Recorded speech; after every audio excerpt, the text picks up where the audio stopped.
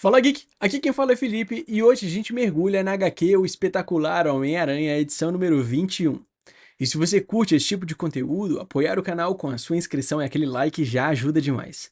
Agora, se quiser ver os vídeos assim que são postados, antes de todo mundo, é só se tornar membro Geek do canal por apenas R$ 3,99. É baratinho e faz uma diferença gigantesca para me ajudar e manter o canal vivo. O Duende Verde retorna e passa a falar com Norman Osborn como uma presença íntima e opressiva, dizendo que demorou a aparecer, mas que observou tudo de perto e se divertiu vendo Norman cambalear ferido, vestindo restos de outras identidades como se ele brincasse de ser algo que não é.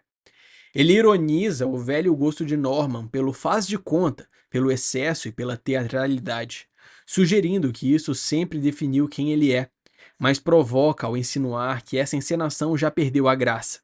Em seguida, pressiona Norman a aceitar quem realmente é, a voltar às origens violentas, aos impulsos distorcidos e às pessoas que ele arrastou consigo ao longo do caminho, reforçando que no fim só a família importa.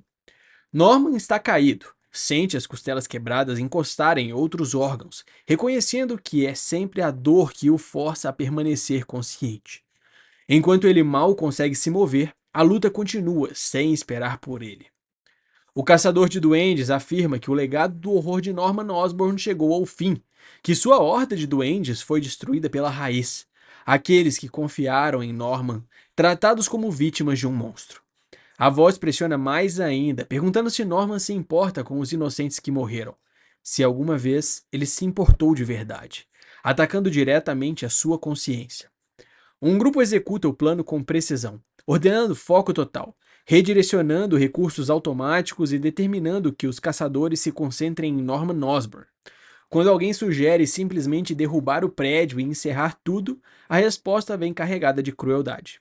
Uma morte rápida seria um favor, e o objetivo é fazê-lo sentir dor e assistir a família sofrer. Fica explícito que o sofrimento de Osborn é a parte central da operação. Em paralelo, Kingsley observa a cidade e recebe notícias da movimentação. Miles chama Norman com urgência, enquanto ataca uma máquina com uma descarga elétrica. E Norman, mal se mantendo consciente, deixa claro que está no limite. O golpe cria uma abertura temporária. Quando surge a ideia de retirá-lo dali, Norman se recusa e afirma ter um plano. Ele então pergunta diretamente quanta bioenergia Miles consegue gerar, indicando que pretende transformar aquele poder em peça central de uma nova estratégia. Miles admite que se liberar tudo, vai cair junto com qualquer um ao alcance, e Norman aceita o risco, afirmando que aquilo vai funcionar. Os sistemas de defesa de Norman são acionados, iniciando a contagem para a ação coordenada. Norman assume a liderança, estabelece os papéis e deixa claro que está pronto para agir. Miles Morales então libera toda a sua bioenergia de uma vez, confirmando que o seu corpo é capaz de algo muito além do esperado. Enquanto ele próprio define um ataque como potência máxima, a explosão elétrica se espalha, arremessando aliados e inimigos, arrancando partes das máquinas e forçando os sistemas ao colapso, deixando claro que Miles é quem vira o jogo naquele instante. Depois da descarga, Miles cai exausto, enquanto Norman o segura entre os destroços e confirma, aliviado, que os inocentes estão vivos e que ele conseguiu. Mesmo sentindo dor, Miles tenta aliviar o momento, mas Norman não permite que ele carregue sozinho o peso do sacrifício. Quando Miles questiona como Norman ainda está acordado, a resposta vem direta: teimosia e responsabilidade, porque ele sabe que ainda há trabalho a fazer. Com Miles nos braços de Norman, os sistemas ali se reiniciam e anunciam em tom mecânico a retomada do piloto automático, identificando Norman Osborn como alvo e emitindo ordem de eliminação.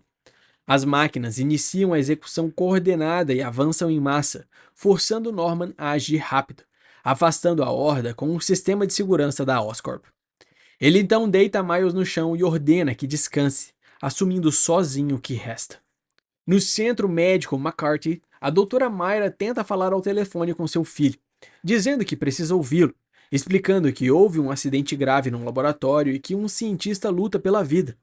A tensão explode quando a equipe médica anuncia a chegada de muitos feridos após um ataque massivo na Oscorp, e o hospital mergulha em caos. É então que vemos Tia May chegando no hospital em uma maca e Myra, alarmada, reagindo ao ouvir o nome da empresa, chamando por Norman.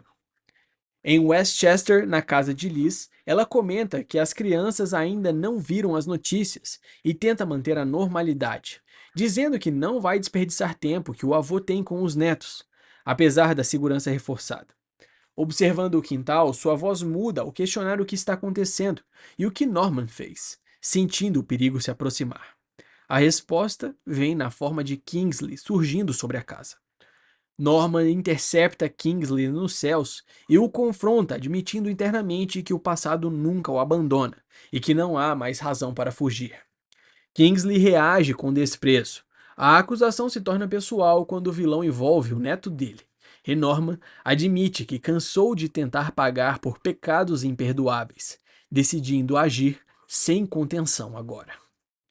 O combate segue com Kingsley atacando e Norman se esquivando, reconhecendo que mentiu para si mesmo ao acreditar que poderia ser alguém diferente. Sem hesitar, ele prende uma das asas do vilão com teia e avança, deixando claro que não há mais disfarce possível. Enquanto Kingsley luta para se soltar, Norman aceita que não pode escapar do que carrega. Norman é lançado entre os escombros da explosão causada por Kingsley, enquanto isso é pressionado física e mentalmente por uma voz interna que enumera tudo que o inimigo fez e exige uma resposta brutal.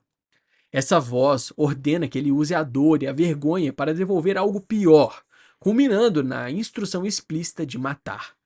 Dominado momentaneamente por essa lógica violenta, Norman imobiliza Kingsley e quase cruza o limite, enquanto a voz insiste em quebrá-lo de forma exemplar. Quando Kingsley o chama pelo nome, Norman hesita e essa hesitação altera o rumo da cena. Norman assume o controle total do confronto, derruba Kingsley e o desarma, reduzindo tudo à lógica crua de caça e sobrevivência. Ao empunhar a arma do inimigo, ele reconhece que entende perfeitamente essa linguagem. Rasgando parcialmente sua máscara, ele aceita a brutalidade do que está fazendo. No momento final, Norman crava a lâmina no solo entre ele e Kingsley, interrompendo a violência antes do golpe fatal. A voz interna se cala e ele respira livre de um peso esmagador, assumindo que não vai mais fingir ser algo diferente. Ele se define agora como alguém que escolhe ser melhor do que foi ontem e ameaça Kingsley com consequências claras se a sua família for tocada novamente. Após o confronto, Norman verifica se todos estão bem e é confrontado sobre a ameaça feita. De repente, Emily surge e pergunta pelos netos, mas ao reconhecê-la, Norman percebe que era ela que estava por trás de tudo. Ela era Alecto e fica sem palavras. Então, desmaia. Depois, Norman Osborn reflete sobre as perguntas sem resposta e observa que não é seu primeiro escândalo, controlando a narrativa ao pagar para que as perguntas certas não sejam feitas. Ele define um ataque à Oscorp como terrorismo corporativo e os Aranhas como heróis, reduzindo sua própria história a um avô excêntrico atacado. Norman admite que não tirou o traje e não pretende tirar. Comenta o desaparecimento de Kingsley e o da ex-esposa. A história termina com Peter surgindo pela janela direto do espaço, agora em seu novo traje dourado e comentando com leve ironia que perdeu pouca coisa além das confusões usuais, chamando Norman pelo seu nome. Norman responde com sinceridade, afirmando que é Peter de verdade e que tentou ser ele, mesmo sem saber como. Peter se aproxima, sem julgamento, e afirma que ele foi ótimo, oferecendo apoio físico e emocional. Não há vigilância nem ameaça, apenas reconhecimento e apoio mútuo. Norman não está mais sozinho ali. Essa foi uma pincelada da história da HQ, o espetacular Homem-Aranha, edição número 21. Eu espero que você tenha gostado. Não esquece de deixar o seu like e se inscrever no canal para acompanhar de perto mais histórias como essa. Valeu!